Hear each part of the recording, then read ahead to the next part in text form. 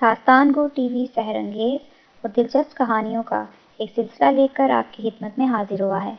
ان سحر انگیز کہانیوں کو سننے کے لیے ہمارے چینل داستان گو ٹی وی کو سبسکرائب کریں اور بیل آئیکن کو دبا کر ہر آنے والی نئی ویڈیو سے باخبر رہیں۔ دلفگار قسط نمبر 3۔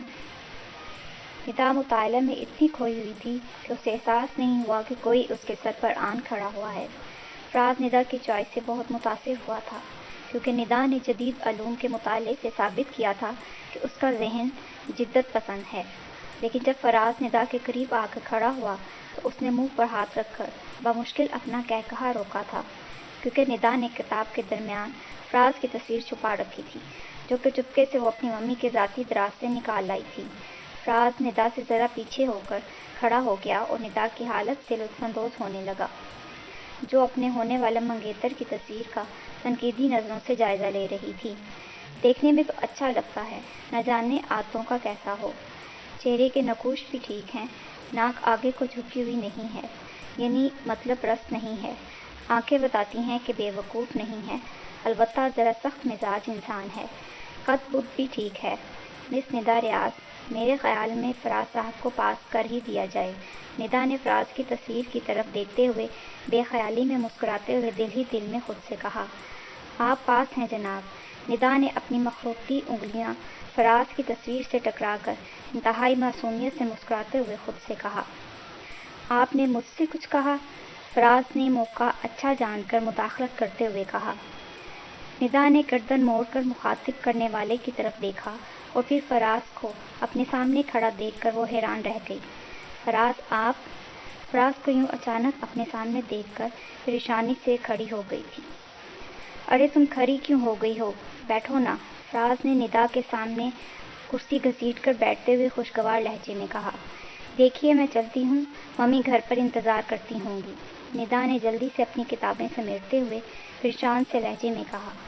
اسے یوں محسوس ہو رہا تھا جیسے اس کی چوری پکڑی گئی ہو، کیونکہ فراز نے اسے اپنی تصویر سے باتیں کرتے دیکھ لیا تھا۔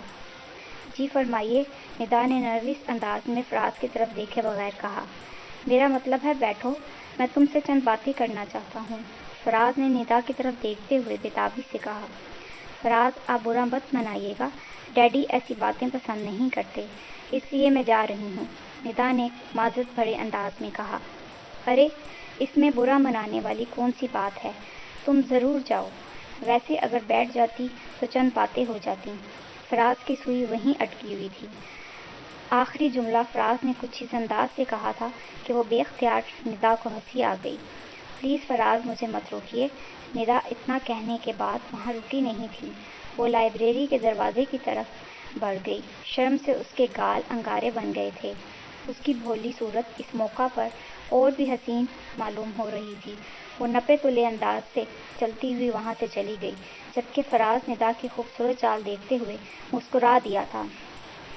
اسے اپنی منگیتر کا یہ شرمیلا پن بہت بھلا محسوس ہوا تھا۔ یہ تو سچ مچ نوخیز کلی ہے، فراز نے ندا کو لائبریری کے دروازے سے گزرتے دیکھ کر سرد آہ بھرتے ہوئے مسکرا کر کہا۔ جب سے فراز کی منگنی ہوئی تھی، اس کی زندگی میں عجیب ہلچل سی مچ گئی تھی۔ اس کی چال ڈھال، اس کی بات چیت کا انداز ہی بدل گیا تھا۔ منگنی سے پہلے وہ شادی کو ایک بوجھ ہی سمجھتا تھا، اور اتنی چھوٹی عمر میں جبکہ اس کی تعلیم بھی مکمل نہیں ہوئی تھی، اس کا شادی کا قطعی کوئی پروگرام نہیں تھا۔ لیکن والدہ کی اچانک بیماری کی وجہ سے اور والدہ کی اس آرزو کے پیش نظر کہ وہ اپنے اکلوتے بیٹے کی دلہن کو دیکھنا چاہتی ہیں، اسے نہ چاہتے ہوئے بھی شادی کے لیے ہاں کہنا پڑی۔ فراز سمجھتا تھا کہ اس کی والدہ صرف اس کی شادی کے لیے ہاں پر ہی بہل جائیں گی، لیکن اپنے ہاں کے چند روز بعد جب فراز کی باجی نے اسے یہ خبر دی کہ انہوں نے ایک لڑکی کو اس کے لیے پسند کر لیا ہے اور فراز کو بتائے بغیر وہ اور اس کی والدہ لڑکی کو منگنی کی انگوٹھی بھی پہنا آئی ہیں، تو ایک بار فراز اپنے بڑوں کی پھرتیوں پر چکرا کر رہ گیا تھا۔ لیکن جب اس نے اس لڑکی کو دیکھا جو مستقبل قریب میں اس کی زندگی کی ہمسفر بننے جا رہی تھی، تو فراز اپنی قسمت پر رشک کرنے لگا۔ اس کا خیال ہی نہیں بلکہ یقین تھا کہ وہ بے مثال شخصیت جسے فراز اپنی آئیڈیل بنائے ہوئے ہے، اسے کبھی نہیں مل سکتی۔ لیکن جب فراز نے اپنی منگیتر ندا کو دیکھا تو اس کی تمام سوچیں اور خیالات دھرے کے دھرے رہ گئے تھے، کیونکہ ندا نہ صرف فراز کا آئیڈیل تھی بلکہ ندا کی سحر انگیز حسین شخصیت فراز کے آئیڈیل سے بھی بڑھ کر تھی۔ فراز اپنے کالج بیچ کا بہترین اسٹوڈنٹ تھا اور اسے بہترین کھانے اور پڑھنے کے علاوہ کوئی کام نہیں ہوا کرتا تھا، کیونکہ اس کے والد کا امپورٹ ایکسپورٹ کا وسیع کاروبار تھا اور وہ لیدر کی مصنوعات بنا کر بیرون ملک فروخت کرتے تھے اور فراز ان کا اکلوتا بیٹا تھا۔ لیکن جب سے ندا فراز کی زندگی میں آئی تھی، فراز پر عجیب مدہوشی طاری تھی۔ اس کی اور ندا کی منگنی کو ابھی چند روز ہوئے تھے، لیکن اسے یوں محسوس ہوتا تھا جیسے وہ ندا کو ایک لمبے عرصے سے جانتا ہے۔ ندا اسے پہلی نظر میں اجنبی محسوس نہیں ہوئی اور اب تو یہ عالم تھا کہ فراز چاہتا تھا کہ شام سے پہلے ندا سے اس کی شادی ہو جائے۔ فراز نے منگنی کے بعد سے کتابوں کو بالکل ہی خیر بات کہہ دیا۔ اس کی سوچوں کا محور ندا تھی۔ لوگ محبت کے بعد ایک دوسرے کو زندگی میں شامل کرنے کا فیصلہ کرتے ہیں، جبکہ فراز کے ساتھ معاملہ الٹ ہوا۔ ندا پہلے اس کی زندگی میں شامل ہوئی اور پھر فراز کے دماغ پر چھاتی چلی گئی۔ اس کی اس حالت کو دیکھتے ہوئے فراز کی باجی ہر ملاقات پر فراز کو دیکھ کر مسکراتے ہوئے اپنی والدہ سے کہا کرتی تھیں کہ والدہ، آپ کی ہونے والی بہو نے تو فراز کو دیوانہ کر دیا ہے۔ میرا بھائی جاگتے میں بھی سویا ہوا ہی محسوس ہونے لگا ہے۔ فراز کی باجی شرارت بھرے انداز میں فراز کے سر پر پیار سے چپت مارتے ہوئے کہتی۔ جواب میں فراز شرمندہ سا ہو کر جس طرف منہ سمایا نکل کھڑا ہوتا تھا۔ اگلا پورا ہفتہ فراز ندا کے کالج کے باہر الوؤں کی طرح کھڑا اس کا انتظار کرتا رہا، لیکن ندا کو نہ آنا تھا اور وہ نہ آئی۔ اس زمانے میں موبائل نہ ہونے کی وجہ سے فراز ندا اور نہ ہی اس کی فیملی سے رابطہ کر سکتا تھا، لہٰذا فراز ندا کی اس طویل غیر حاضری سے بہت پریشان ہو گیا۔ اس نے اس دوران ڈائریکٹری سے ندا کے گھر کا فون نمبر بھی معلوم کر لیا تھا۔ اس نے ایک دو بار ٹرائی بھی کی، لیکن ہر بار دوسری طرف سے کوئی ملازم ہی فون اٹھاتا تھا، اس لیے فراز بنا بات کیے ہی منہ بناتا ہوا فون بند کر دیتا۔ ایک بار تو باتوں باتوں میں اپنی باجی سے ندا کے گھر کا پتہ معلوم کرنے کے بعد فراز اس کے گھر پہنچ گیا۔ اسی پتے کے ذریعے فراز نے ڈائریکٹری سے ندا کے گھر کا فون نمبر معلوم کیا تھا۔ فراز پہنوں ندا کے گھر سے کچھ فاصلے پر کھڑا رہا کہ شاید اس طرح سے ندا کہیں نظر آ جائے، لیکن یہاں بھی اسے ناکامی ہوئی، کیونکہ مین گیٹ یا گھر کی کم بلند سامنے کی دیوار سے اندر جھانکتے ہوئے فراز کو ندا کہیں نظر نہیں آئی تھی۔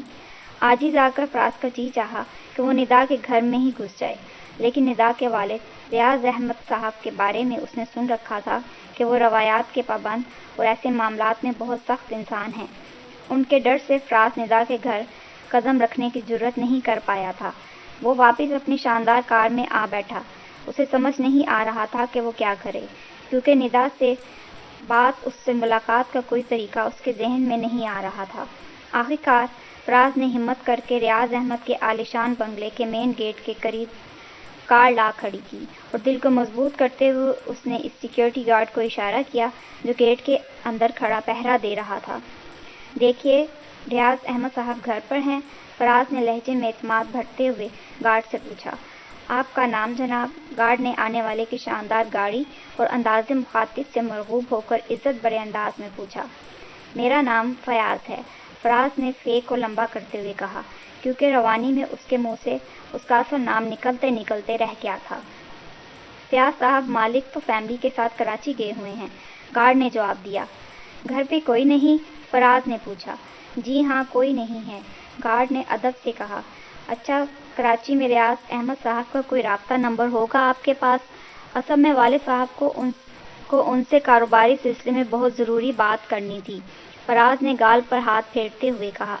جی صاحب، مالک کے کراچی والے بنگلے کا نمبر میرے پاس ہے، آپ نوٹ کر لیجئے، مالک آپ کو اسی نمبر پر مل سکیں گے، گارڈ نے چھوٹی سی ڈائری میں اپنے پرس میں سے نکال کر فراز کے سامنے کرتے ہوئے کہا۔ ہاں، یہ ٹھیک ہے، فراز نے اطمینان سے ریاض احمد کے کراچی والے بنگلے کا نمبر نوٹ کرتے ہوئے کہا۔ ریاض صاحب شاید فیملی کے ساتھ ہی ٹھہرتے ہیں، فراز نے گارڈ سے بے تکلفی جھاڑتے ہوئے مسکرا کر پوچھا۔ جی صاحب، ہمارے مالک کا کراچی والا بنگلہ اس بنگلے سے بھی بڑا اور شاندار ہے، مالک ہر سال چند دنوں کے لیے کراچی والے بنگلے میں اپنی فیملی کے ساتھ ضرور جاتے ہیں، گارڈ نے کہا۔ واپسی کب تک ہوگی؟ فراز نے آخری سوال داغتے ہوئے کہا۔ یہ معلوم نہیں کہ مالک واپسی کا ارادہ کب کرتے ہیں، نمبر ہے آپ کے پاس، آپ خود پوچھ لیجئے، گارڈ نے اپنی قیمتی مشورہ فراز کے گوشے گزار کرتے ہوئے کہا۔ ہاں، ریاض صاحب سے فون پر پوچھ لوں گا، فراز نے لاپرواہی سے کہا۔ پھر اس کی کار چیختی ہوئی وہاں سے غائب ہو گئی تھی۔ گھر پہنچتے ہی فراز قیمتی اور جدید کوڈ لیس فون اٹھائے اپنے کمرے میں آ گیا۔ اس نے جلدی سے ریاض صاحب کے کراچی والے بنگلے کا نمبر ملایا اور بیل کی طرف متوجہ ہو گیا۔ دوسری طرف سے ندا کی والدہ نے فون اٹھایا تھا۔ فراز نے اپنی ساسو جی کی آواز سن کر فون فوراً کاٹ دیا اور چند منٹ انتظار کرتا رہا۔ پھر اس نے دوبارہ فون ملایا تو اس بار فراز کے کانوں میں جلترنگ بج اٹھا۔ فراز کو فون میں ندا کی مترنم آواز سنائی دی تھی۔ آواز خمار آلودہ تھی۔ شاید ندا اپنے بیڈ روم سے بات کر رہی تھی اور فون کی گھنٹی نے اس کی میٹھی نیند میں خلل ڈالا تھا۔ نیند میں ڈوبی ہوئی ندا کی مدھم اور شیریں آواز نے فراز کے تنے ہوئے اعصاب کو ایک لمحے میں پرسکون کر دیا۔ جی فرمائیے، ندا نے دوسری طرف سے آواز نہ آنے پر دہراتے ہوئے کہا۔ ندا کیسی ہو تم؟ میں فراز بات کر رہا ہوں، فراز نے مسکراتے ہوئے فون میں کہا۔ کون؟ فراز کے بے تکلف انداز پر ندا ذرا احتیاطی انداز میں پوچھا۔ بہت اچھے، اب آپ فراز کو نہیں پہچان رہی ہیں؟ میں لاہور سے آج کل ہی میں تمہارا ہونے والا مجاز خدا بات کر رہا ہوں، فراز نے اونچی آواز میں بولتے ہوئے کہا۔ فراز آپ؟ ندا نے اتنا کہنے کے بعد پریشانی سے فون کی طرف دیکھا اور پھر ایک دم سے فون کریڈل پر رکھ دیا۔ اس کی ساری نیند ہوا ہو گئی تھی اور وہ بیڈ پر سنجیدہ سے انداز میں بیٹھی ہاتھ ملتے ہوئے سوچ رہی تھی کہ فراز نے کراچی میں بھی اس تک رسائی حاصل کر لی ہے۔ ندا نے بیڈ روم کے کھلے ہوئے دروازے سے باہر کی طرف جھانکا کہ اس کی والدہ کہیں قریب تو نہیں ہے، کیونکہ ندا کو یقین تھا کہ فراز دوبارہ فون ضرور کرے گا۔ ندا کو اس کے لیے زیادہ دیر انتظار نہیں کرنا پڑا۔ فون کی پہلی بیل پر ندا نے فون اٹھا لیا تھا تاکہ باہر سے کوئی اور فون نہ اٹھا لے۔ جی، ندا نے فون اٹھانے کے بعد جھجکتے ہوئے کہا۔ اس کی نظریں اپنے بیڈ روم کے دروازے پر جمی ہوئی تھیں جسے وہ چند لمحے پہلے بند کر کے آئی تھی۔ ندا، تم نے میری آواز سن کر فون کیوں بند کر دیا؟ فراز نے حیرت سے پوچھا۔ وہ دراصل، ندا اتنا کہنے کے بعد خاموش ہو گئی۔ ندا، تم مجھے بتائے بغیر لاہور سے چلی آئی۔ جانتی ہو کہ میں کتنا پریشان رہا ہوں۔ تمہاری کالج سے مسلسل غیر حاضری کے باوجود میں روزانہ گھنٹوں تمہارے کالج کے باہر کھڑا رہتا تھا۔ وہ تو بلا ہو تمہارے لاہور والے گھر کے چوکیدار کا کہ اس نے تمہارے کراچی والا نمبر مجھے دے دیا، ورنہ آج میں اپنی والدہ سے بات کرنے والا تھا کہ وہ تم سے میری بات کروائیں کہ تم کہاں ہو اور کیسی ہو۔ فراز جذباتی انداز میں بولتا چلا جا رہا تھا۔ ندا پوری توجہ سے اپنے جذباتی منگیتر کی معصوم باتیں سن رہی تھی۔ وہ حیران تھی کہ وہ جب سے کراچی آئی تھی اس نے فراز کے بارے میں بہت کم سوچا تھا، کیونکہ یہاں کی تفریحات نے اسے فراز کے بارے میں سوچنے کی مہلت ہی نہیں دی تھی۔ لیکن ادھر لاہور میں اپنی جدائی کے سبب فراز کی ہونے والی حالت اور فون پر فراز کی محبت بھری گفتگو اور بےتابی محسوس کر کے ندا حیران رہ گئی۔ فراز کی چاہت میں ڈوبی باتوں سے ندا کے جسم میں پرکیف لہریں دوڑ رہی تھیں۔ فراز کے دل میں اپنے لیے شدید محبت محسوس کر کے ندا عجیب سرور محسوس کر رہی تھی۔ وہ حیران تھی کہ اس کا منگیتر اسے اتنا چاہتا ہے، جبکہ فراز کے بارے میں ندا کی سوچ میں قطعی ایسی شدت نہیں تھی جیسی کہ فراز کی گفتگو کے ایک ایک لفظ سے عیاں ہو رہی تھی۔ ندا کو یہ سوچ کے دکھ ہوا کہ اس کے دل میں فراز کے لیے ابھی تک ایسے جذبات کیوں نہیں جاگے جیسے کہ فراز کے دل میں ندا کے لیے ہیں۔ فراز، دراصل ڈیڈی ایسی باتیں پسند نہیں کرتے، اس لیے میں آپ سے بات نہیں کرنا چاہتی تھی، ندا نے معذرت خانہ لہجے میں کہا۔ اگر ایسا ہے تو پھر تمہارے ڈیڈی سے میں تم سے بات بلکہ ملاقات کرنے کی اجازت لے لوں گا۔ پھر تو تم مجھے یوں نظر انداز نہیں کرو گی نا؟ فراز نے مسئلے کا حل بتاتے ہوئے اطمینان سے کہا۔ نہیں فراز، پلیز آپ ڈیڈی سے ایسی کوئی بات مت کیجیے گا، میں خود ممی سے اس سلسلے میں پوچھ لوں گی، ندا نے فراز کے عزائم جان لینے کے بعد جلدی سے کہا۔ وہ جانتی تھی کہ فراز نے اگر اس کے ڈیڈی سے ایسی ویسی کوئی بات کی تو پھر باقی باتیں تو بعد میں، ڈیڈی کو فراز کی اس بد لحاظی پر ہی غصہ آ سکتا تھا۔ ٹھیک ہے، طریقہ جو ہو، ملاقات کی اجازت ملنی چاہیے، فراز نے لاپرواہی سے کہا۔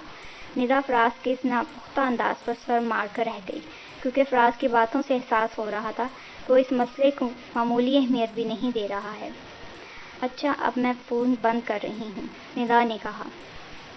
اب تک کے لیے اتنا ہی، بقیہ اگلی قسط میں۔